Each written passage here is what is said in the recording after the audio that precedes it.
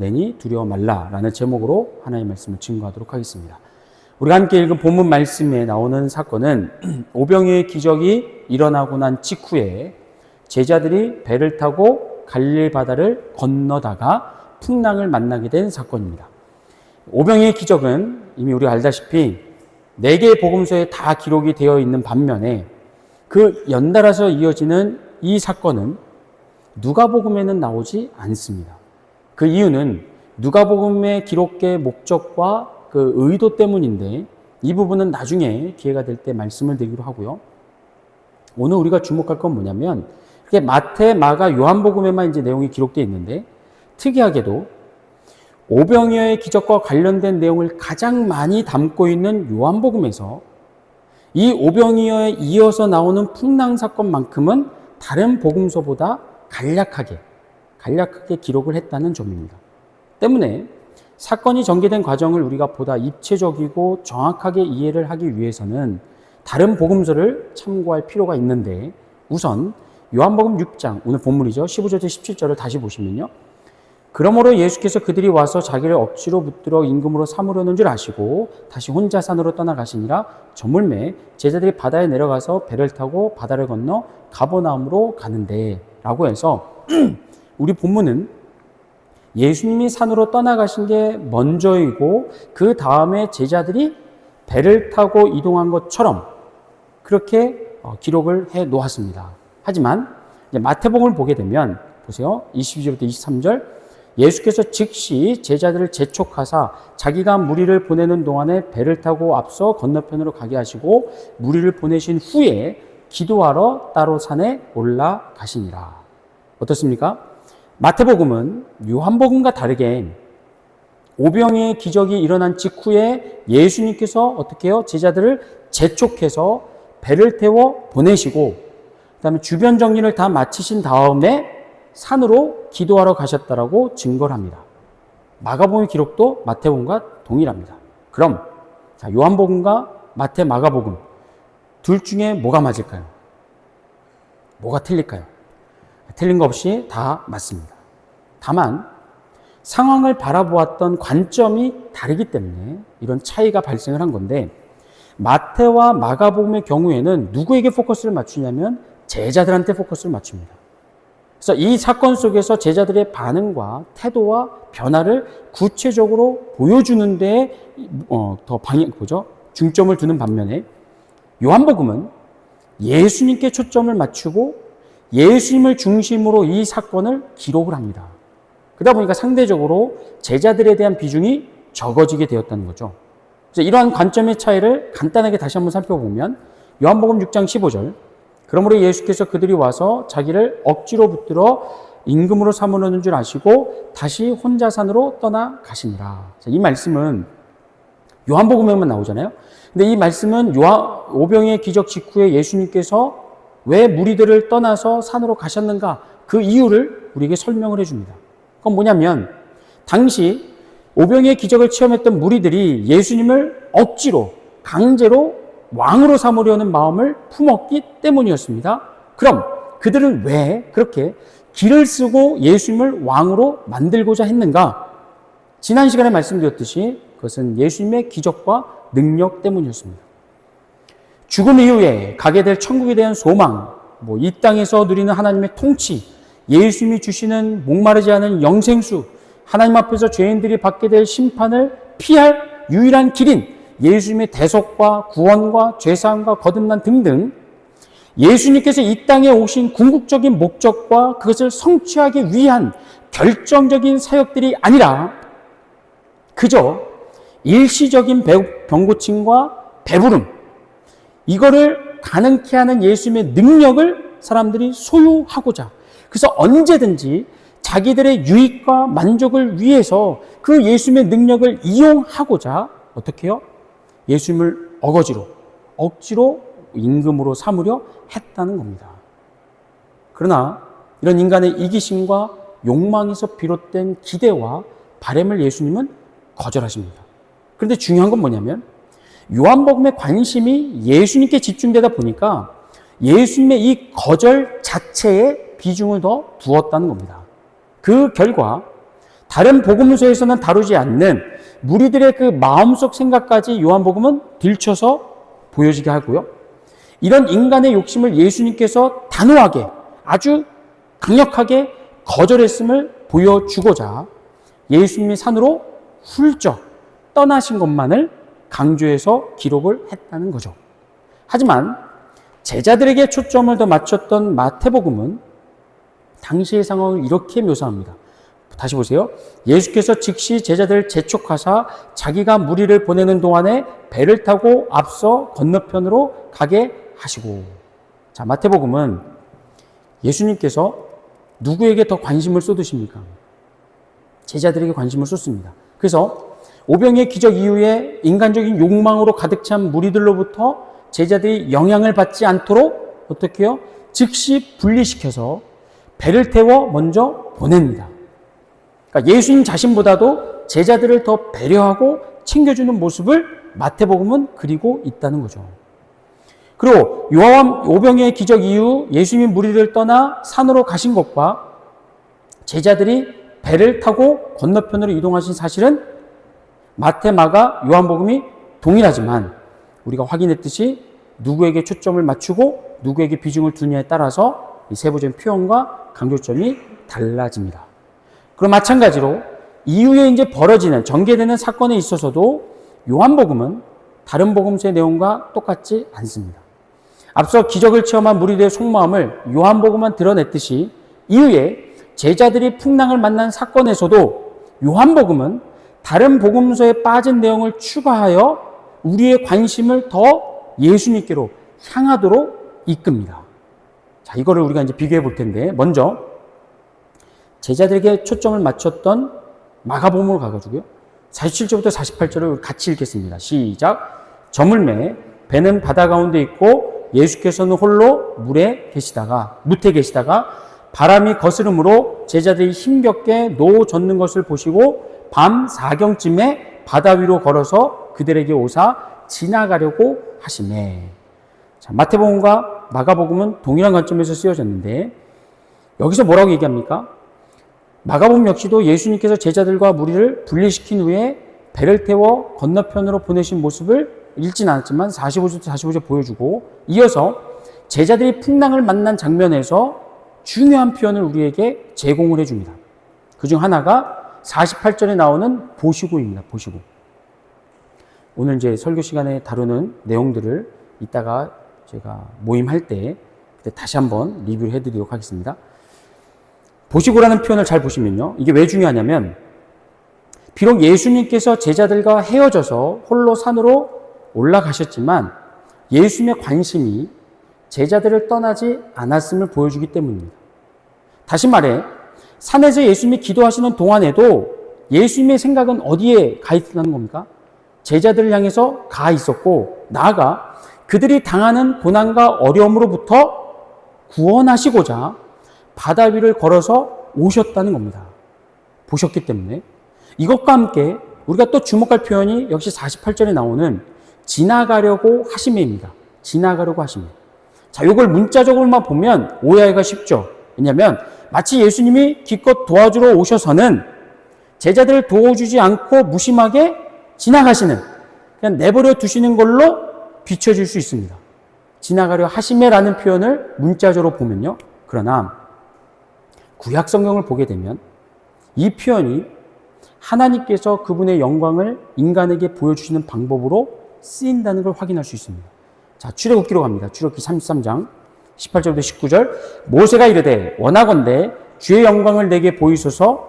여호와께서 이르시되 내가 내 모든 선한 것을 내 앞으로 어떻게 해요? 지나가게 하고 여호와 이름을 내 앞에 선포하리라. 출애굽기 34장 6절입니다. 여호와께서 그의 앞으로 지나시며 선포하시되 여호와라 여호와라 자비롭고 은혜롭고 노하기를 더디하고. 이처럼 하나님께서 그분의 영광을 인간에게 보여주시고 선포하실 때 그 앞을 어떻게 해요? 지나가시는 방법을 통해서 하셨다는 거죠. 마가복음에서 바로 예수님도 동일한 목적을 갖고 제자들 앞을 지나가신 거였습니다. 당시 배 안에는 어부 출신의 제자가 4명 있었고 이들은 모두가 갈릴리 바다에서 평생 고기를 잡았던 베테랑들이었습니다. 하지만 이번에 그들이 만난 풍랑은 그 베테랑들이 갖고 있는 노하우가 전혀 통하지 않는 아주 처음 겪는 큰 문제였고 어려움이었습니다. 이런 상황에서 예수님께서 무리를 걸어와 지나가심은 뭘 보여주기 위함인 겁니까? 그 거센 바람과 파도도 침몰시키지 못하는, 넘어뜨리지 못하는 예수님의 그 영광, 하나님 되심을 제자들에게 보여준 것이었다는 겁니다. 무엇을 위해서요? 그들의 시선을 지금 당면에 있는 문제로부터 예수님께로 옮길 수 있도록. 그래서 그 문제에 대한 걱정과 두려움보다 무리를 걸어가시는 거센 바람과 파도가 침몰시키지 못하는 그 예수님을 더 의지하도록 하기 위해 지나가셨다는 겁니다. 그러나 결과적으로 제자들은 이 테스트에서 통과하지는 못합니다. 마가복음 6장 49절 보세요. 제자들이 그가 바다 위로 걸어오심을 보고 뭐라 그럽니까? 유령인가 하여 소리를 지르니. 풍랑을 뚫고 무리를 걸어서 그들을 지나가시는 그 영광을 보여주시는 예수님을 보면서 제자들은 예수님의 의도와 정반대로 유령이다 라고 소리를 치며 놀라고 두려움을 갖습니다.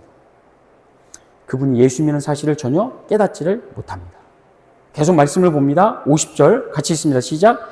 그들이 다 예수를 보고 놀랍니다. 예수께서 꼭 그들에게 말씀하여 이르시되 안심하라 내니 두려워하지 말라 하시고 배에 올라 그들에게 가시니 바람이 그치는지라 제자들이 마음에 심히 놀라니. 자, 보시는 것처럼 지금 마가복음은 제자들이 풍랑을 만난 뒤로 계속해서 어떤 모습에 포커스를 맞춥니까? 제자들이 계속해서 당황하고 놀라는 모습을 자꾸 보여줍니다. 당시 배 안에 있었던 다른 제자들은 말할 것도 없고 어부 출신되었던 제자들조차도 계속해서 놀랍니다. 더욱이 그들을 구원하러 오신 예수님을 보고 또 놀랍니다. 그리고 예수님이 배에 타시자마자 바람이 그치는 모습을 보면서 기뻐하고 박수를 치는 게 아니라 어떻게 하죠? 다시 한번 심히 놀랍니다.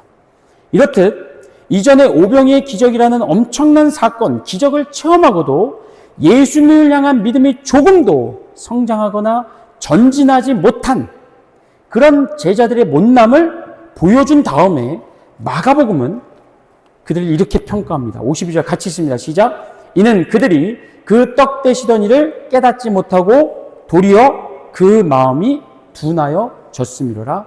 아멘.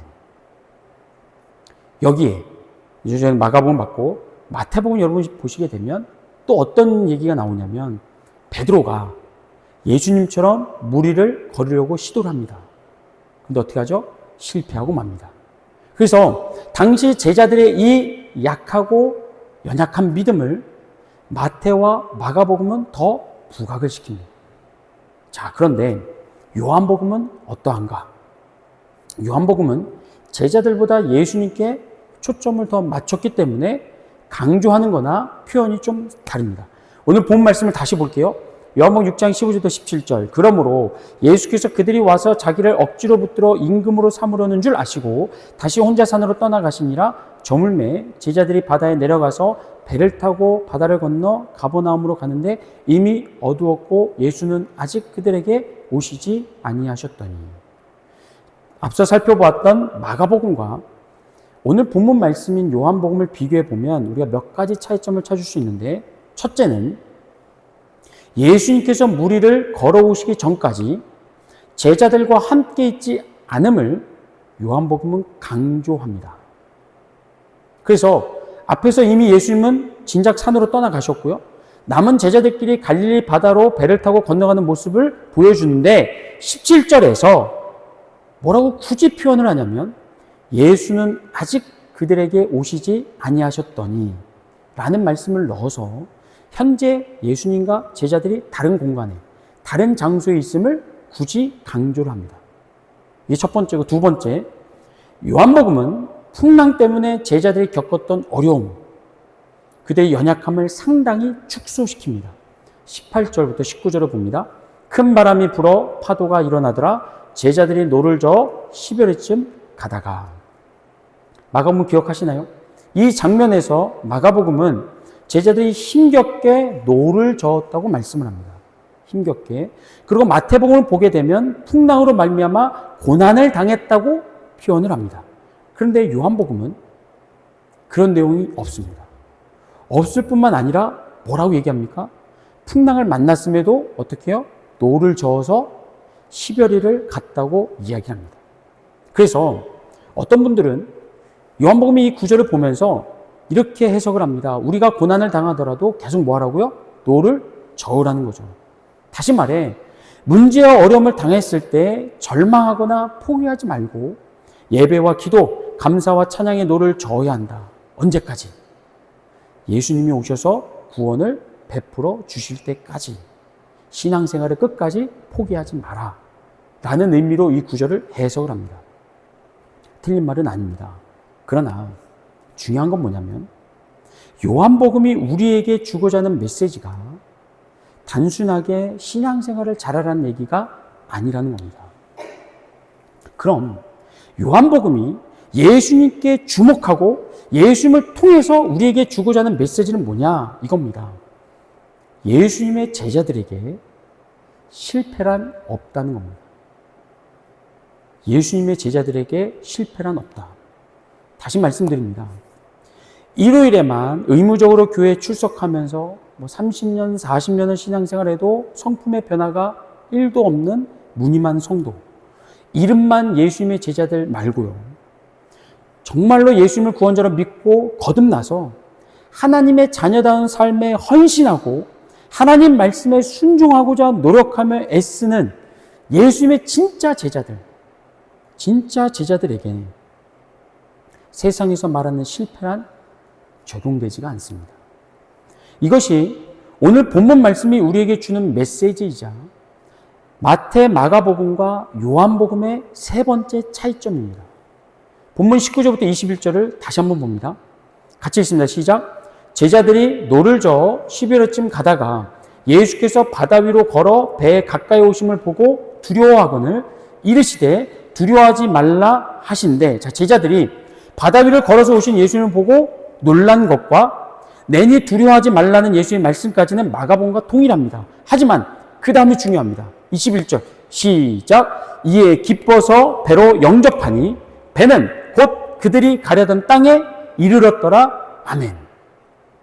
마지막 절인 21절이 마가복음과 비교했을 때 없는 게 2개, 추가된 게 2개가 있습니다. 일단 없는 것부터 보면 예수님이 배에 오르셨을 때 풍랑이 잠잠해졌다는 얘기가 없습니다. 요한복음에는요.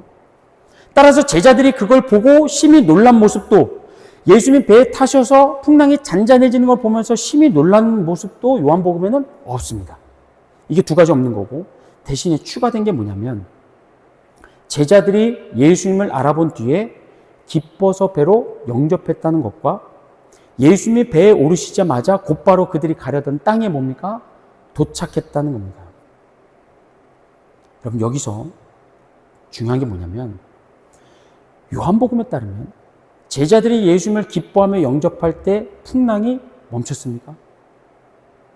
그런 내용이 없죠. 예수님이 배에 오르신 후에도 풍랑은 여전했다고 요한복음은 기록을 합니다. 그러나 제자들 중에 누구도 더 이상 풍랑을 신경 쓰지 않습니다. 뿐만 아니라 그 풍랑이 예수님과 제자들이 탄 배를 방해시키거나 난파시키거나 침몰시키지를 못합니다. 그 결과 요한복음 속에서는 풍랑이 여전한 가운데서도 예수님과 제자들이 탄 배는 안전하게 목적지에 도착한다라고 기록을 합니다. 자, 말씀을 정리합니다.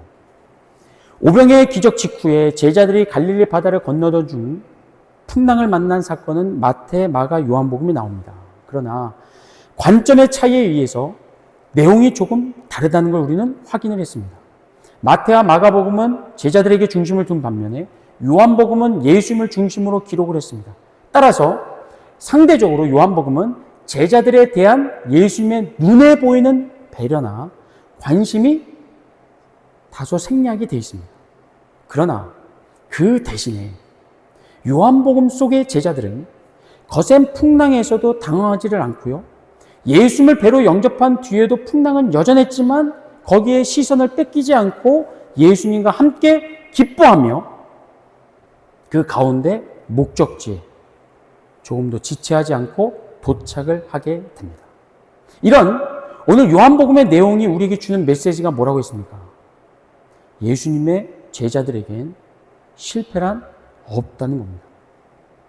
여러분, 예수님의 제자라고 해서 풍랑을 아예 만나지 않는 거 아닙니다. 요한복음은 그 얘기하는 거 아닙니다. 인생의 문제나 어려움을 당하지 않는 것도 아닙니다. 하지만 진짜 예수님의 제자들은 세상에서 말하는 실패나 절망에 빠지지 않을 수 있다는 겁니다. 왜요?